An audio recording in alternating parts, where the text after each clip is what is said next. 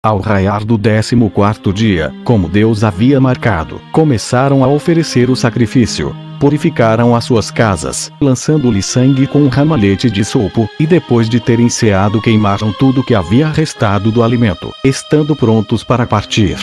Nós observamos ainda esse costume e damos à festa o nome de Páscoa, isto é, passagem, porque foi nessa noite que Deus, passando pelos israelitas sem lhes causar mal algum, feriu os egípcios com esta grande praga. Todos os primogênitos morreram.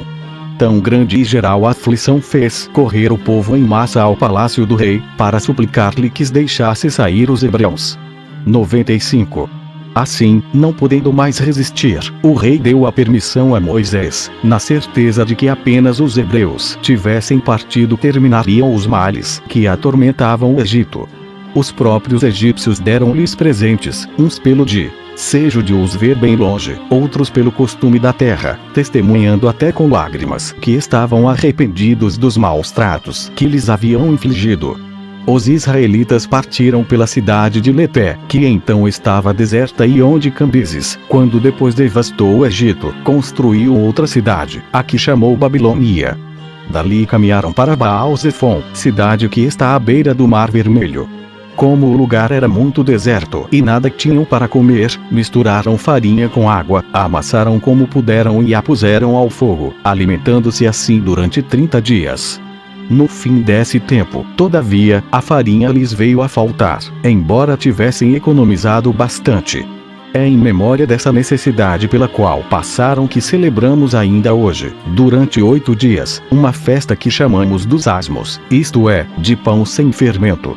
A multidão do povo podia se dizer inumerável, pois além das mulheres e das crianças, havia 600.000 homens capazes de pegarem armas.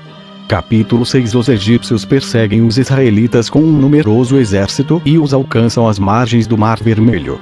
Moisés implora, nesse perigo, o auxílio de Deus. 96. Êxodo 12.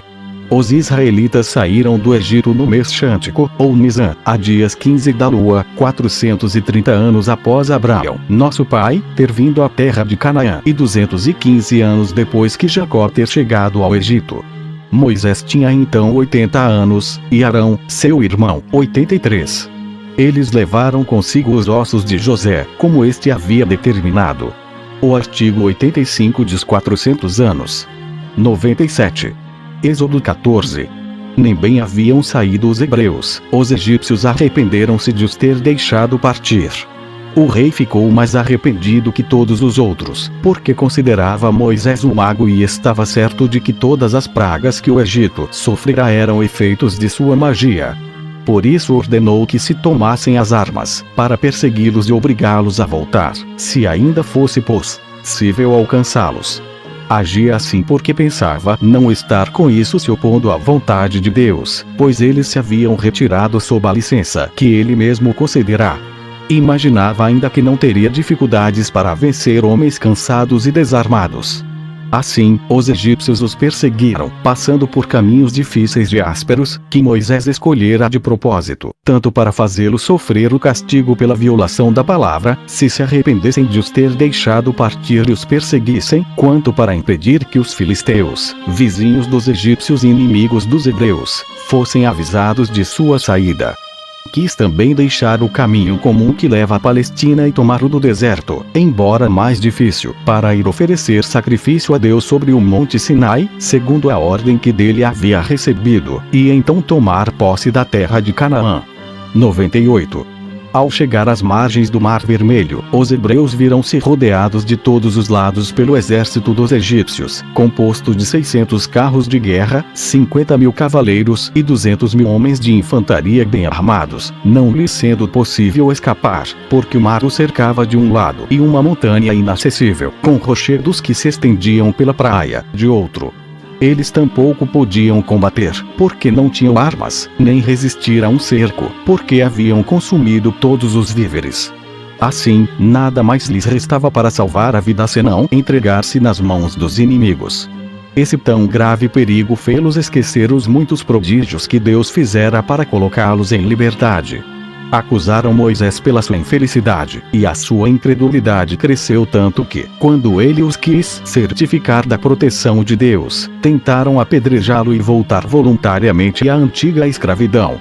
Isso porque, além da própria incerteza, os homens estavam atônitos com os gritos e lágrimas de suas mulheres e filhos, e a dor de se encontrar em tal extremo levava-os ao desespero. 99. Moisés, sem se admirar de ver a grande multidão acirrada contra ele, permaneceu firme no propósito de levar a cabo a sua incumbência. Não podia conceber que Deus, após ter realizado tantos milagres para lhes dar a liberdade, fosse permitir que morressem ou que voltassem a cair nas mãos dos inimigos. E, para dar-lhes coragem e despertar neles as esperanças, assim falou: embora seja um homem que deveis o favor de vos ter conduzido até aqui de maneira tão admirável, poderíeis duvidar da continuação do seu auxílio. Se o mesmo Deus quis ser o vosso guia, é loucura não querer desconfiar na sua proteção para o futuro depois de terdes visto a realização das promessas que vos fiz de sua parte, quando mesmo não teríeis ousado esperá-lo. Acaso não é nos maiores perigos que se faz necessário confiar no seu auxílio? Ele permitiu, sem dúvida, que vos encontrasseis reduzidos a este estado, a fim de que, julgando-vos perdidos, os inimigos se convençam de que não podereis escapar. Assim, ó auxílio que ele vos der fará conhecer a todos não somente o seu poder, ao qual nada resiste, mas também o afeto que vos dedica. Pois é principalmente nessas ocasiões que se compraz em fazer ver que combate por aqueles que esperam somente nele. Deixai, portanto, as dúvidas e hesitações, pois ele quer ser o vosso defensor e pode tornar grande o que é pequeno e fortificar o que é fraco. Que esse formidável exército, por maior que seja, não vos espante, e, embora rodeados de um lado por montanhas e de outro pelo mar, não deveis perder a coragem, pois Deus pode, quando lhe aprouver, secar o mar e abaixar as montanhas. Capítulo 7. Os israelitas passaram o mar vermelho a pé enxuto. O exército dos egípcios, querendo persegui-los, nele perece completamente. 100. Depois de assim falar, Moisés conduziu os israelitas pelo mar à vista dos egípcios, que, por estarem cansados da viagem, haviam adiado o combate para o dia seguinte. Quando chegou à beira do mar, tendo na mão a vara com a qual fizera tantos milagres, implorou o socorro de Deus e fez esta ardentíssima oração: vos vedes, Senhor, que é humanamente impossível, quer pela força, quer pela astúcia, escapar de um perigo tão grande como este em que agora nos encontramos. Somente vos podereis salvar este povo, que saiu do Egito apenas para vos obedecer. A nossa única esperança está em vosso auxílio. Somente vos podeis ser o nosso refúgio em tão extrema conjuntura.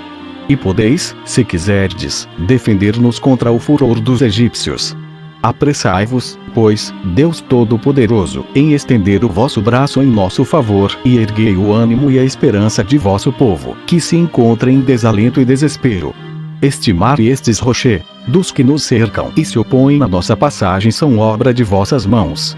Ordenai, apenas, Senhor, e obedecerão a vossa ordem, e podeis até mesmo, se quiserdes, fazer-nos voar pelos ares. Esse admirável guia do povo de Deus, depois de encerrar a sua oração, tocou o mar com a sua maravilhosa vara, e no mesmo instante este se dividiu, para deixar os hebreus passar livremente, atravessando a pé enxuto, como se estivessem andando em terra firme. Moisés, ao ver essa manifestação do auxílio divino, entrou por primeiro no espaço aberto e ordenou aos israelitas que o seguissem por aquele caminho que o Todo-Poderoso, contra a ordem da natureza, lhes providenciara, e que a ele rendessem graças tanto mais fervorosas quanto podia passar por incrível meio de que se servia para livrá-los. Os hebreus, não podendo mais, no momento, duvidar da assistência de Deus, tão visível, apressaram-se em seguir Moisés. Os egípcios, ao contrário, julgaram primeiro que o medo lhes havia perturbado a inteligência, levando-os a se precipitar daquele modo num perigo tão evidente e numa morte inevitável.